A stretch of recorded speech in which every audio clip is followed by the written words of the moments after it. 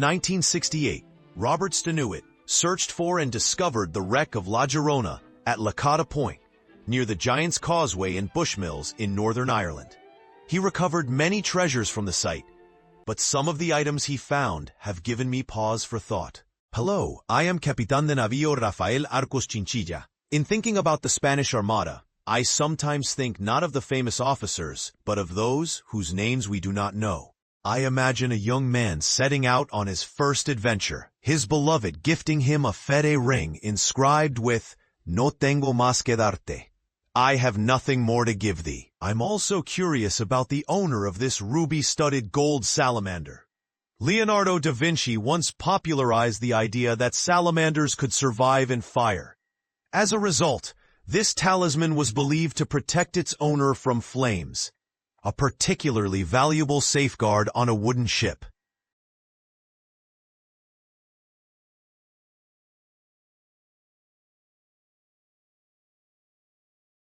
I am Luis, or my full name is Luis Cabrera de Córdoba, a historian and friend of the late John of Austria, the brother of King Philip II, and also a friend of Alonso. I have created this story for you. By 1588, the Spanish Empire had encompassed the world. King Philip II had even married Queen Mary of England and acted as her consort until her death in 1558, when his role ended.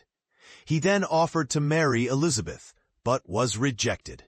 The English realm was restricted to England, with some control over parts of Ireland, but not Scotland. The navy had grown through travel to Africa, transporting slaves and then raiding Spanish treasure ships in South America. Queen Elizabeth was growing in confidence. King Philip was growing impatient. Don Alonso Martínez de Leiva was a highly respected member of the royal court with regular access to King Philip II of Spain. He had a strong reputation as a great warrior, respected by his men and loved by his royal friends. It was believed that where the action would be, Don Alonso would be there. Unknown to him, the king entrusted another with the declaration that he would be given command of the entire Armada, should its leader, Medina Sidonia, fall in battle. 1588, the mighty Armada approaches the English Channel. Leading the fleet is La Rata Santa Maria and Coronada, a formidable carrack, commanded by Admiral Don Alonso Martínez de Leiva. English sails appear on the horizon. The admiral raises the sacred banner high. Signal flags flutter across the vast fleet. 130 Spanish ships transform into the legendary crescent formation, their horns stretching across miles of sea. As the fleet entered the English Channel, they knew that to get to Calais and meet their army, they would have to fight the English Navy. However, with their large galleons, they felt confident of success. The English Navy was aware that the Spanish were approaching, but they had no knowledge of the size of their fleet. Don Alonso has protested the plan. He knew they would be fighting the English across the English Channel. If they got to Calais, there would be nowhere to anchor. The only hope was that the Army of Flanders would already be on board their barges and ready to go. The Spanish planned to approach enemy ships, attach grappling irons, and send their soldiers aboard to overpower and kill the crew. In contrast, the English aimed to keep their distance and bombard the Spanish with their more powerful cannons. The Armada survived the running battles and eventually reached Calais, with neither side having inflicted significant damage on the other. The Spanish 130 warships anchored off Calais, ready to invade England. The English fleet of 100 ships watched helplessly, outgunned and outnumbered. But Francis Drake had a deadly plan. On the night of August 7th, 8 old ships loaded with pitch and gunpowder were set ablaze and sent drifting towards the Spanish fleet.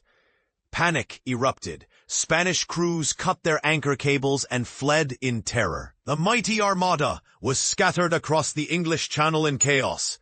The next morning at Gravelines, English ships unleashed devastating cannon fire.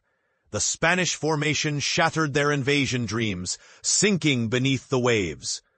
One night of fire changed history forever. After the battle at Gravelines, Admiral Medina Sidonia contemplated surrender, but could not bring himself to face his king in defeat. Both the Spanish and English fleets were running low on ammunition, so the English shadowed the Spanish ships to observe their next move. As the Spanish fleet turned north, the English eventually returned to their own harbors. Medina Sidonia then chose to sail around Scotland and down the west coast of Ireland in an attempt to return to Spain. However, the weather had other plans. A Spanish carrack battles fierce winds off Ireland's coast. 3 masts tower above, 2 stripped bare, 1 bearing Spain's Crimson Cross. Sailors fight the wheel, struggling against Malin Head's jagged rocks. Below, most of Alonso's crew lie stricken with disease. Suddenly, the wind shifts, the galleon turns south along Ireland's wild shore.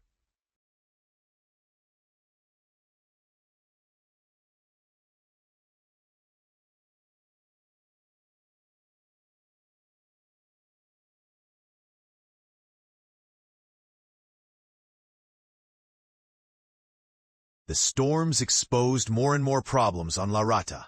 Alonso felt it would not hold to get to Spain. An Irish mercenary approached Alonso and suggested that they could repair the ship in Blacksod Bay. Once there, the storm struck again without warning. His anchor, unable to hold in the shifting sandy seabed, gave way completely. He watched in dismay as 6 men clambered into the rowboat, abandoning ship in their desperation.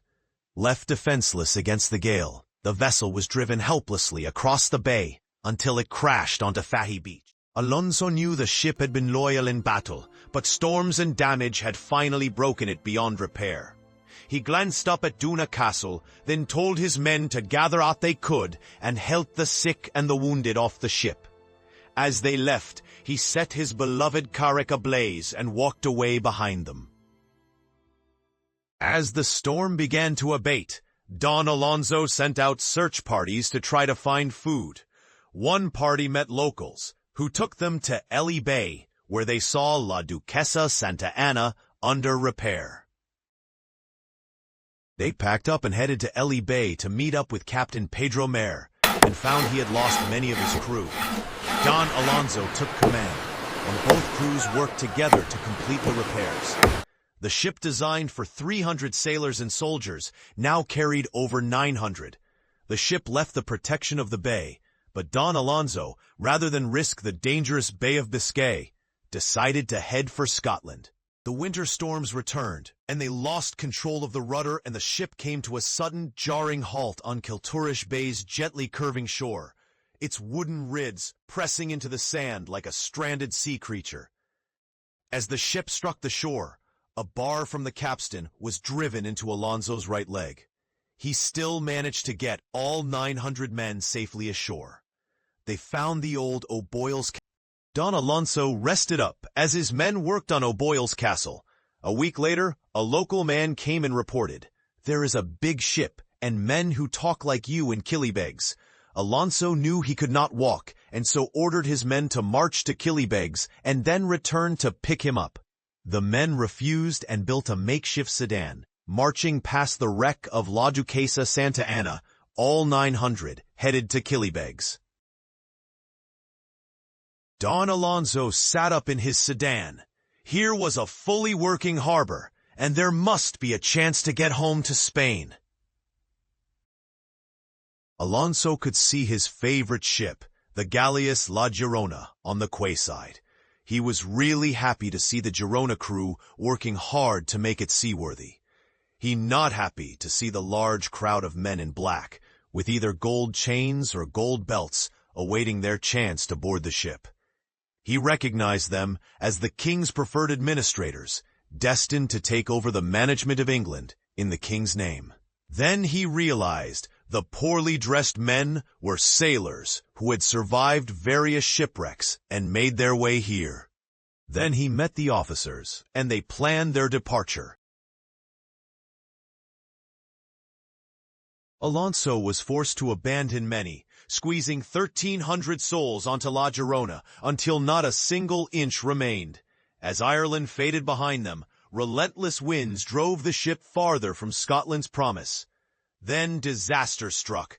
The rudder snapped once more, leaving La Girona helpless against the raging sea. Alonso caught sight of Dunluce Castle, perched high on a cliff. Safety seemed within reach. But the waves had other plans, sweeping the ship past the castle, past the Giant's Causeway, and straight into the jagged teeth of La Cota Point.